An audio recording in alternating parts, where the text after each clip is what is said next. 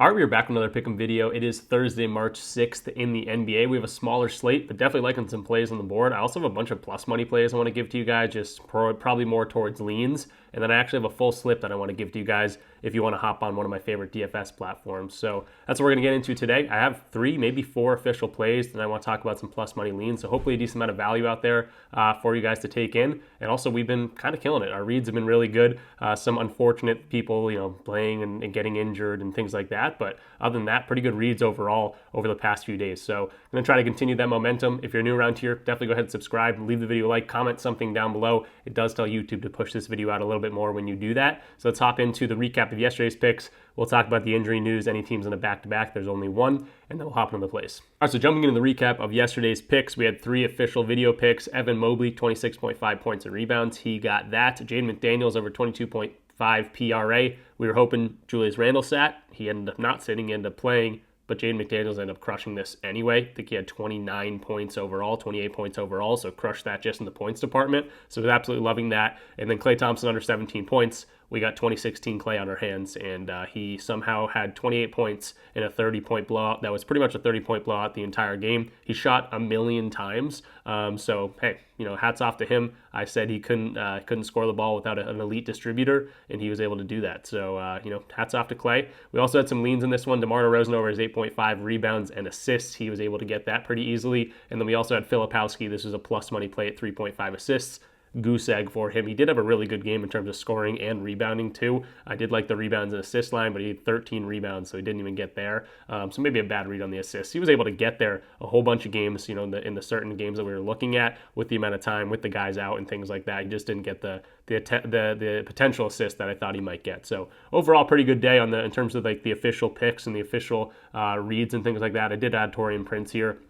I don't think I talked about it in the video, but he was able to get over that rebounds line, so I liked that. But yeah, the reads keep coming. I think we're looking at the board really, really well. Klay Thompson, again, you can't really expect a guy without his best distributors getting him the ball, a guy that gets a whole lot of his points without even dribbling, to score a whole bunch of points on a team against the Bucks, which wasn't a horrible matchup for him, wasn't the best matchup for him, but he was able to just knock down shots. He shot 28 times in that game, so not something I expected, but again, hats off to Klay. So we're going to keep these good reads coming, hopefully. Let me know in the comments down below if you tail in these plays. Maybe you're not someone that likes unders, so maybe you cashed out with maybe the DeRozan pick you threw in there, whatever it might have been, or maybe you're straight betting. The hit rate on our plays have been awesome lately, and really over the past month or two. So we're going to try to keep continuing to kill it, and let's get into the injury news, and then we'll hop into some plays. So first of all, the only team on a back-to-back is the Celtics. They are going to be missing a bunch of guys. I think Jaylen Brown's sitting. I think Al Horford's sitting. I think Drew Holiday's sitting. I don't know about Porzingis yet. Tatum looks like he'll probably be ready to go. But yeah, they're going to be a little bit banged up, but it won't really matter, I don't think, in terms of the outcome of the game,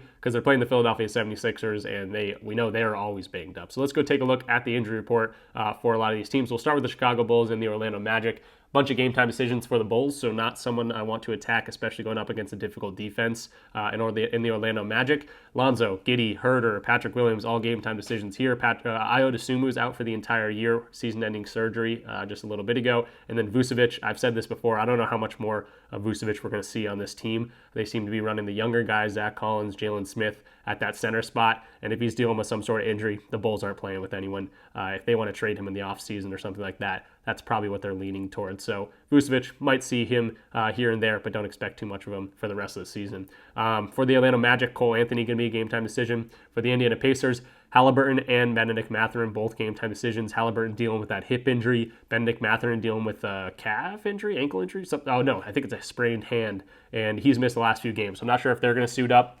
That's definitely a big boost for some of these other guys if they don't. And a favorable matchup here against the Atlanta Hawks could be a good spot to go to some Indiana Pacers. And I do have some potential leans in here for that side of things. For the Atlanta Hawks, Trey Young, pretty much always probable these days, but he looks probably ready to go. Vit Krejci, Larry Nance still out for this team. For the Philadelphia 76ers and the Boston Celtics, Paul George, game time decision. We'll see what happens with him. No Joel Embiid, no Tyrese Maxey, no Kyle Lowry. So obviously they're pretty banged up. And the Celtics are too. So I need to refresh this page because I think we did just get some news. Yeah.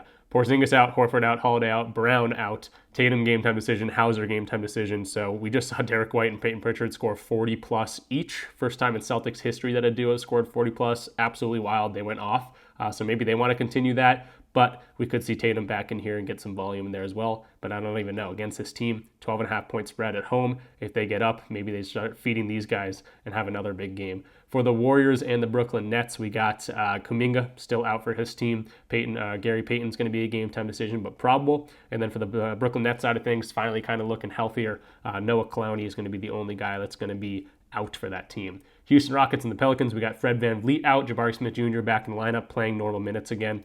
So they're relatively healthy. Fred VanVleet being out probably helps their defense a little bit as an already good defensive team. And then they got Brandon Boston out for the New Orleans Pelicans, relatively healthy over there. Obviously DeJounte Murray out for the year for that team. For the Knicks and the Lakers, should be a fun one here. This is a 10 o'clock game in Los Angeles. OG Anunoby is going to be game time decision. Mitchell Robinson, game time decision. We've seen him come back for a game or two now after that long injury.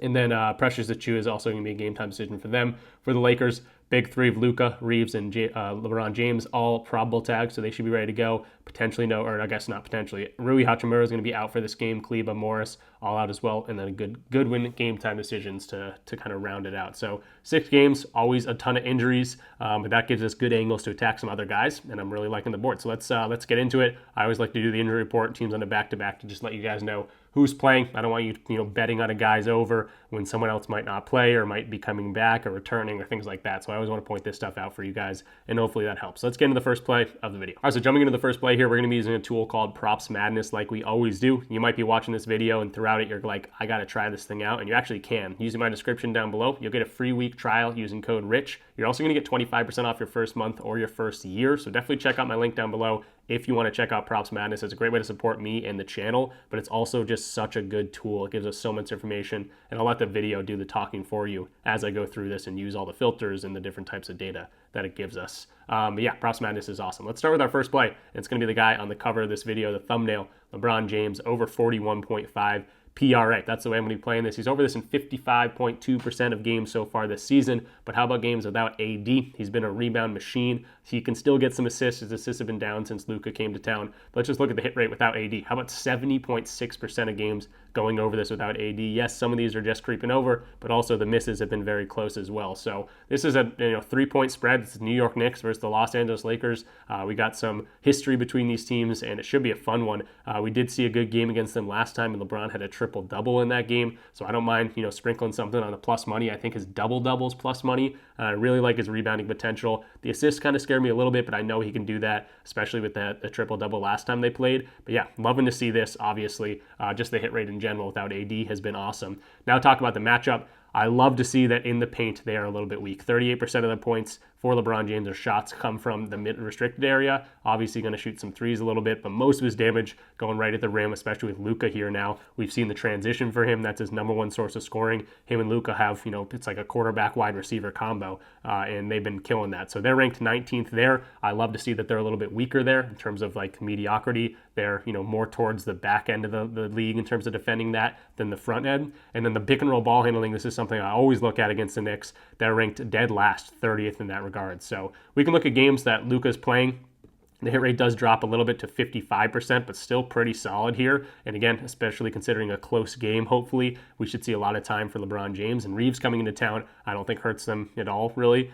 They've played a whole bunch of games together, and we just saw the hit rate just without AD. That's with Reeves playing, that's with Luka playing, and a lot of those as well. So love to see this hit rate too. And then even just taking Luka out of the equation here and just going back to those games with AD in the lineup. If we go to weak matchups in the paint, or let's just do restricted area first. Weak matchups in the paint, we can see, let's just take out those top 10 teams. How about an 81.8% hit rate? So they're ranked 25th at defending the restricted area. Just taking out those top 10 teams turns into an 81% hit rate. Love to see that. And again, you can continue to mess with these filters. The next thing I'd look at is probably that pick and roll ball handling or even transition, whatever you want to do there. Pick and roll ball handling right here, again, ranked dead last. Take out those top 10 teams, 80% hit rate. So this is looking like a really, really good matchup for LeBron to do some damage. Transition's good. Pick and roll ball handling is good. We know AD's not down there. LeBron's sometimes the biggest guy in the court for the Lakers, been gobbling up rebounds. You can see his rebounding has been pretty solid. Some of these games, crazy numbers, a lot of double-digit rebounding numbers. And then with Luka coming down, yes, maybe takes a little bit of a hit in terms of his assists, but otherwise being really, really good in terms of all-around scoring, getting some assists, chipping in with a whole bunch of rebounds. Really, really liking this play. So weak matchup. You can see similar types of players have been scoring the ball pretty well against this Knicks team. And again, adding Luka, this transition might even go up and up and up, and they might be able to get a few easy buckets with those, Hail Mary quarterback passes from Luka. So really like what I'm seeing here. LeBron James, I think this is an easy one, 41.5. Hopefully we get a good competitive game. LeBron sees a whole bunch of time, and he dominates like he did earlier in the season. 56 PRA earlier in the season. That was a February 1 matchup, so not even that far ago, about a month ago. He had 33 points, chipped in with 11 rebounds, and 12 assists. Loving LeBron for the first play. All right, so moving into the next play, it's going to be Trey Young, and I'm actually going to be looking at his 11.5 assists, and this is plus money on a lot of different books. So getting this at plus money, I don't mind this at all. I was actually looking at it 11.0 on PrizePicks. They bumped it up to 11.5. I would not take this on a PrizePicks. I would not take this on a DFS platform just because you're not going to get the good EV from it. But taking this at 11.5 for plus money, really like what I'm seeing here. So first of all, Trey Young's been a dime machine really ever since the All-Star break, and I think ever since Karis LeVert came to town, a guy that's really good in transition. That's the main way he scores his points, but also a really good spot-up guy. Trey Young's been able to find him really, really well. He gets most of his assists in terms of the restricted area, a lot of it. 50% of his assists come right at the rim, and this is a great matchup for that. So they're ranked 19th in terms of giving up assists at the rim, but they're also ranked 28th in terms of points in the paint allowed. You can see PITP allowed. They're ranked 28th. It's that green data point there. So I want to look at filters like that because he's been absolutely killing this. So let's go ahead and do that and see these softer matchups in those restricted area defenses and see how Trey's done against those guys. So going to the dominant assist zone, that's that restricted area defense. They're ranked 19th, this Pacers team is. So just knocking out those top 10 teams, looking at 10th to 30th. This jumps to a 51% hit rate on those. And then points in the paint allowed, remember they're very weak to that, 28th in terms of that. We can do 15th, bottom half of the league in terms of that. This jumps to a 61% hit rate. If you want to get a little bit more crazy and do bottom third of the league, which again, they're ranked 28th, 66% hit rate. So absolutely loving to see this. Trey's been dominating this line. This is a plus money play. This is killer. Now, has he played them already? He has. He had 17 assists against them back in a February 1 matchup, so about a month ago. Loving to see that he was able to kill this team. He had 25 potential assists on that, so at 11.5 line, 25 potential assists last time these guys played. That's an awesome data point to look at. But I'm also going to show you guys the hit rate without Jalen Johnson lineup goes up, and with Karis LeVert in town. So going back to the defensive rank against the assist zone, that dominant assist zone, we'll go ahead and put that filter back on. And then I want to see games without Jalen Johnson. We can see this is a 57% hit rate, so another great data point to look at. And then how about ever since Karis LeVert came to town with no Jalen Johnson lineup in these kind of weaker assist zones in that restricted area, 83% hit rate. 14, 19, 14, averaging 13.8 assists in those similar matchups ever since Karis LeVert came to town. No Jalen Johnson, and a little bit of a weaker matchup. And this doesn't even take into account the points in the paint defense, which I know the Miami Heat are pretty good in that. If you want to look real quick, they're ranked 14th, and we have a ranked 28th matchup against the Pacers. So taking Trey Young for 11.5 assists, I think you could ladder this up to 13, 14. If you want to get crazy for some plus money, maybe even 15. But 11.5 is going to be the official play. Even though it's plus money, I'm definitely handing it out as a normal play here. Absolutely loving this. The last data point I'll point to is the similar types of players versus the Pacers. 67% of players that assist the ball similarly to Trey Young have been able to go over the lines. The guys that have missed, it's actually Cade Cunningham twice. He missed on the hook, 9 assists on a 9.5 line in both those games. Was able to also get 11 assists in the game and 8 back in October when his line was at 7.5. And then Fred VanVleet was also a hook. So guys getting very, very close to their lines or going over against this team that assist the ball similarly to Trey Young. So loving this Trey Young play. LeBron and Trey Young starting us off hot. 2 star players, 2 guys that should get a whole bunch of time. This is a 3.5 point spread as well, so hopefully we don't have to deal about a blowout. It can happen at any moment, but these ones are predicted to be closer, so hopefully we see a whole bunch of time from Trey Young and he can dime up against the Pacers. Moving to the next play here, it's going to be Tari Eason of the Houston Rockets. Now this is a game against the Pelicans. They have Zion here. They have Yves Missi, so it's a 4.5 point spread in favor of Houston. I think this could be even a little bit more. In games they win by 10 plus, he's still over this line in 58%, so the hit rate doesn't really change. But he's been pretty good lately going over this line. Fred VanVleet's been out of lineup. His minutes have gone up. And he's projected for 26 minutes, as you can see on RotoWire right here. He does come off the bench. 26 minutes is the projection for him on this one. But he has been seeing a little bit more than that in some of these games. 26, 23, how about 32, 27, 34 minutes. So with the matchup being really, really good, which we'll see in a second, I don't expect him to get 35 minutes, but I think he could get that much time. So I'm just going to make this filter go to 22 plus minutes, and we're going to see the hit rate jump to a 62% hit rate. So obviously that looks a little bit better. He's been getting a decent amount of time on the court. I think we'll expect at least 22 minutes, probably more like 26, 27, maybe even 30 minutes here. And his hit rate's been awesome here. Fred VanVleet is not going to be in this game. He gets 29 minutes on average without Fred VanVleet in the lineup. And with Jabari Smith Jr. back here, he's been scoring decently and he's been able to rebound the ball extremely consistently. So that's like the minutes and the people that are out. Now let's talk about the matchup in this one. How about literally a perfect matchup? Transition, spot up, put back. That's where he scores most of his points. A grand majority of his points coming here, like 60-70% of his points. 29th ranked, 28th ranked, 30th ranked in all of those. Then you talk about how he scores the ball, where he scores the ball. 54% come right at the rim. They're ranked 29th in rim defense. Zion's down there, but he's not a very tall dude. And then you got Yves Missi trying to protect the rim. And then above the break threes, 18% of his shots come there. They're ranked 26th there. So absolute textbook matchup. You can actually see that when you go to Props Madness and just go right here.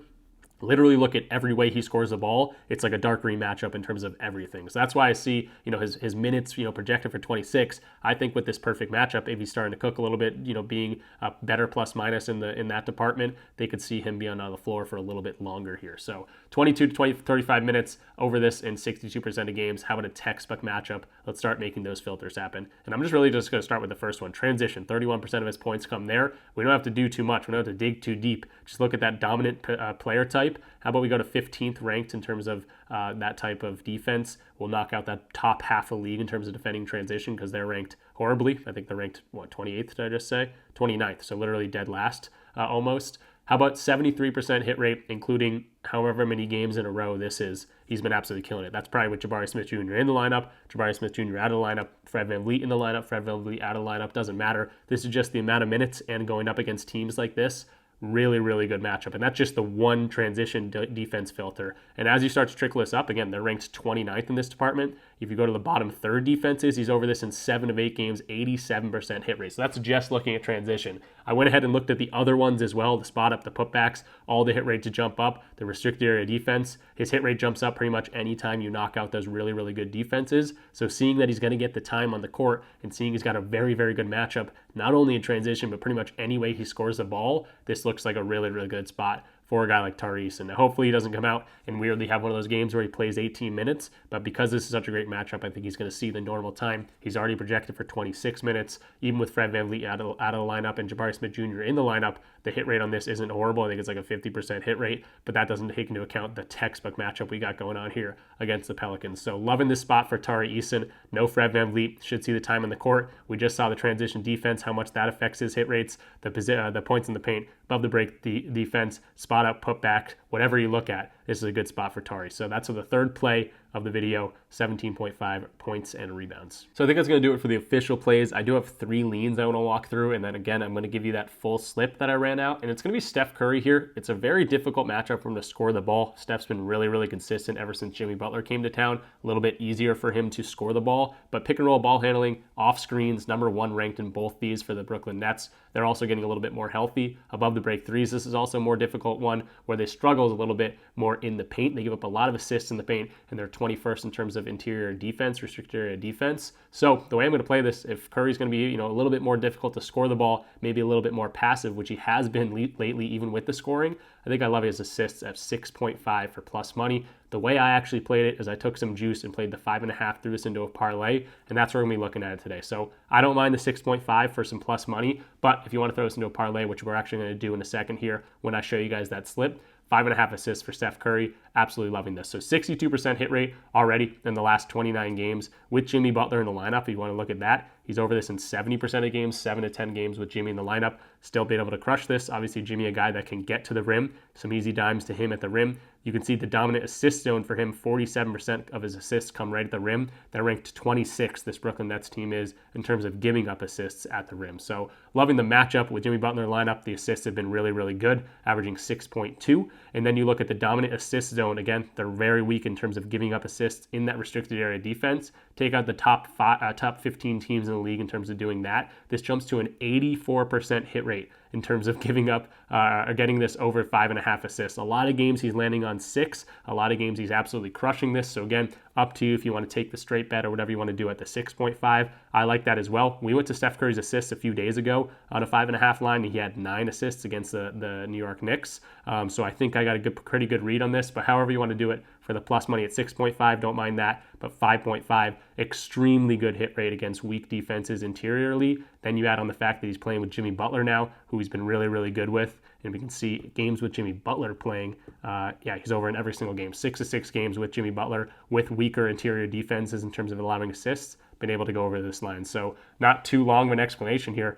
Steph Curry over 5.5 assists, I think is a great parlay piece, but if you want to do the straight bet in terms of the 6.5, you can see he's going over that pretty consistently as well. Moving into another plus money lean here. How about Miles Turner at 2.5 3-pointers? Now, again, I took this as an alternate line, and we're going to actually look at his 1.5 3-pointers. Going to pay the juice, but the hit rate is too much or too good for me to not take. And really, I was looking at his points line because Bennedict Mathurin's a question mark. He's missed the last few games. He's been scoring the ball pretty well, very consistently. At 16.5, that's a little bit too hard for me to get to, but he's got a great matchup in terms of above the break threes. Again, we're looking at his threes, so that's a great data point, but also pick and roll big man and at the rim, this Hawks defense is not very good. So Miles Turner could be cooking, could be scoring a lot of points. That's going to hopefully in turn with a couple threes in there as well, which is what we're going to need. But I was looking at his points total because he's got a good matchup, but ended up landing on the threes. So I don't mind the plus money for 3-pointers. He's been launching a ton of 3-pointers, especially without Bennedict Mathurin in the lineup. He's a game time decision today. He might play, but without Mathurin, he's over the 2.5 line. Again, plus money play in 4 of the 5 games, and he's been launching them 4 of 8, 2 of 7, 5 of 9, 4 of 6, and then 8 of 11 3-pointers. He's been chucking them. Great matchup for him to do that as well in this one. But again, taking the alternate line, the hit rate obviously is insane. 76% of games so far this year. He's over in the one matchup so far this year against the Hawks. He shot 5 in that game. And yeah, really loving this potential for him. The other reason I want to point out this is because of that weak above the break defense. If we go to teams that are bad in terms of defending the above the break threes, they're ranked 29th in that department. Drop this to 15th ranked. It's literally the exact same hit rate actually, but drop this to the bottom 10 teams in terms of defending that. 86% hit rate going over the 1.5 3-pointers line. So I'm loving the plus money play. I also love this as a parlay piece at 1.5 3-pointers made. So absolutely loving this for Miles Turner. Knock down some threes, keep it going. He's been absolutely cooking just in general. You can see the 3-pointers hit the last, I don't even know how many games this is. 15 of the last, or 14 of the last 15 games he's been able to go over this line, and including some games absolutely crushing this line. Loving the spot for Miles Turner. He's going to be a parlay piece when we talk about that slip. And then talking about the slip, here it is. It's going to be on Sleeper Fantasy, one of my favorite fantasy apps out there. You can actually use code RICH when signing up, and when you do that, all you got to do is play 5, and you're going to get $55 instantly in the form of 11 free $5 bets, which is pretty sweet. So you have like 11 free bets to mess around with. All you got to do is use my code when signing up. And also when you use my code, you get a free month in my Discord. That's where you get access to all of my plays, all my straight bets, all my DFS platform plays, and an awesome community on top of that where we're always talking sports, talking props, talking different plays, bouncing ideas off each other. We got some seasoned chefs in the Discord as well. They give their own plays. You can share your own slips. And again, the community aspect's fun. You celebrate your wins together. You bash players who aren't playing very well. It's a good time. But because, again, you get access to all my plays. I think that's what most people join for, but maybe you stay for my plays plus the community aspect is another fun part of it. But here it is, Sleeper, Miles Turner, the 2+ threes, Steph Curry, the 6+ assists, and then LeBron, I definitely don't mind going to the 41.5 PRA. Maybe that's even a better way to do this. I threw in the 8+ rebound just because he's been rebounding extremely well without AD in the lineup, especially recently, and he had 11 rebounds against this New York Knicks team last time. They're playing at home. I like the potential for, 8 rebounds, maybe a little bit of a safer play, but of course, I love the 41.5 PRA that we talked about. You can do that either way. And when you sign up for Sleeper, you typically get a free square as a new user as well. So you might be able to get a free square on top of that, make this 3x, maybe jump to a 5x play. But I wanted to point this out for you. We just saw the hit rate for Steph and Miles Turner. Throw in LeBron James, or maybe you don't want to even do LeBron. Maybe throw in that free square that I think you do get when signing up using my code RICH. It's just a great opportunity for you guys. So I wanted to point that out. Check out Sleeper. If you do use my code when signing up, just get a screenshot of it in use, and then DM me in the Discord. There is a free part of the Discord. You can just DM me, say, hey, I use your code, and I'll get you right in for that free month. There's plenty of different ways to get in for the free month. But yeah, here's the Discord right here. We have a rich chat. We got the seasoned chefs. This is where you get access to all my plays, the research breakdowns where I do the straight bets. It's a whole lot of fun. So definitely check us out. Just sent out the Sleeper slip to them, but giving it out to you guys for free as well. So jump on that. All right, so quick recap of what we talked about in this one. The bets were Trey Young over 11.5 for plus money. Assists for Trey. He's been able to dominate that line in these certain types of matchups. Really like what I'm seeing from him. Tari Eason over 17.5 points and rebounds. LeBron James over 41.5 PRA. And then a lean I was going to talk about was Aaron Nesmith over 12.5 points. With Ben McMatherin being questionable, I don't know if I love that as much, but he's been getting much more time on the court. It's another good matchup for him. So you could definitely look at it. I'm going to look at it a little bit more, but something you could look at as a lean. We didn't talk about it in the video, though. Then for the plus money leans, we had Miles Turner over the 2.5 three-pointers made. Obviously, 1.5. The hit rate is ridiculous. Great parlay piece, which we saw in our sleeper slip. Then we took Steph Curry over 6.5 assists, another plus money play to look into. Again, I like the alternate line at 5.5 a ton. It's a juiced, but it's a good parlay piece. Again, we put that in our sleeper slip. And then another plus money lean, LeBron double-double. He had triple-double against the Knicks last time. He's been able to rebound the ball extremely well without AD. He's definitely able to assist the ball well. If Luka's doing maybe more of the scoring and LeBron's able to get him involved a little bit more. Reeves back in the lineup. I like his double-double potential here, especially for plus money. So that's what we talked about in this one. Hopefully another winning day. We've been able to rally off a couple of winning days in a row. We were absolutely on a tear before the All-Star break. Coming back from the All-Star break, a few days we were hit or miss, more like a 50-50 hit rate, but right back on track in terms of getting really good reads in the NBA. So that's what we're always trying to strive to do here, and we've been able to do that. So definitely let me know in the comments down below if you enjoyed the video. Subscribe if you are new. If you do comment something down below, I appreciate that. It does tell YouTube to push this out, but I also read all the comments, and they're a lot of fun to read. I respond to most of them as well. And of course, leave the video a like. That's an easy way to push the video out a little bit more. So let's try to continue to kill it here. Good games in the NBA. Obviously, that Knicks and Lakers game, kind of the game of the night, should be a fun one to watch. A little bit later in the day, but you got to stay up to watch a battle of the historic teams in this league, which should be a fun one. So that will do it. I'll see you guys in the next one. I'm going to continue to rip out these plays each and every day. Thanks for watching. See you later.